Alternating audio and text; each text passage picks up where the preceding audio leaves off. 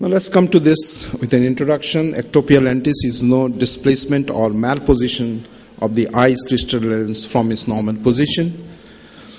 It's basically the capsulozonular pathology. This is the place where the pathology is there.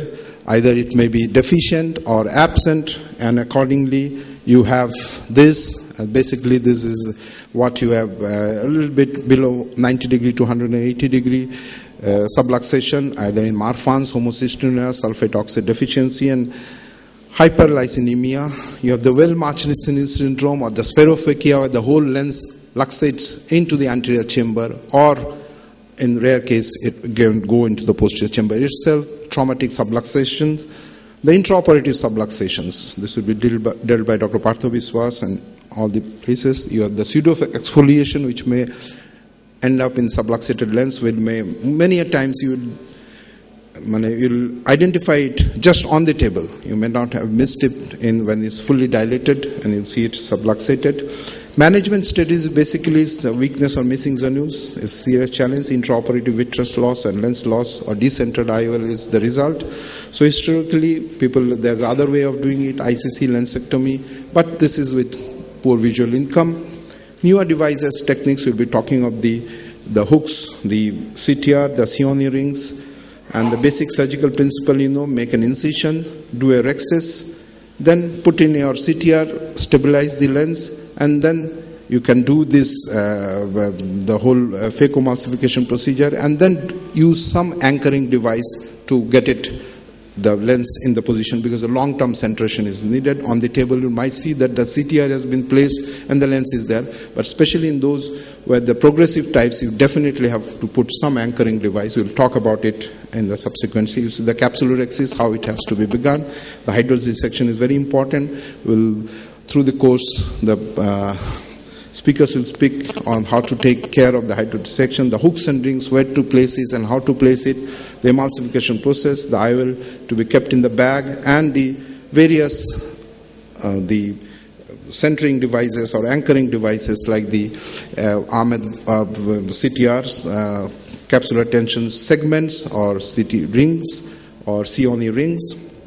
I'll just come with a small video clip how a normally you would do before I go into that. Now, taking the incision is very important. See, at this point, the tip did touch, because almost many times these lenses are luxated anteriorly. You will not be aware. As you saw in the first incision, the tip almost touched the lens. So you have to be very careful how you do it. And then putting in high viscoelastic.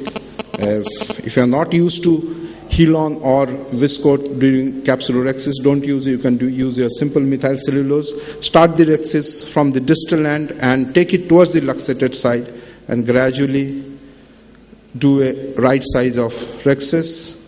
That's around 5 millimeter. And in this case, I'm using viscoelastic as viscodissection. Instead of water to put in, or instead of any saline, you put in methyl cellulose, and then straightforward go in with the 3 incision. And these are the capsular hooks. You can see the special design that they have. They are available, they are cheap. And then you have the 3 anchoring hooks there. And then in this case I am putting the CTR before I have emulsified the lens. This stabilizes the lens and it makes your emulsification easy. Only thing is, while removing the cortical matter, you might face some problem, but there is a way of removing it. And as you can see, this is a soft cataract. You don't need, you can just aspirate it out, especially in children, as will be shown by Dr. Love in Marfan's in children. There we have the emulsification done. Gradually, that's what the way, tangentially you get it out. That's how you have seen. Don't pull it directly or the CTR might come out. See, I'm pushing the CTR which has bumped into anterior chamber, and then putting this lens, a multipiece lens. The lens would be of any lens in your choice. I'd show in a disaster how a multipiece lens actually ruptured the capsule. A single piece would help you in this case, but the advantage you have with the multipiece is the haptic also. The CT segment, and then put that 26 bend 26 through that scleral incision here, and then take the needle out in the railroad technique. Many times you could have a little bit of bleed there. The second ear goes in from there, and then you have the knot there.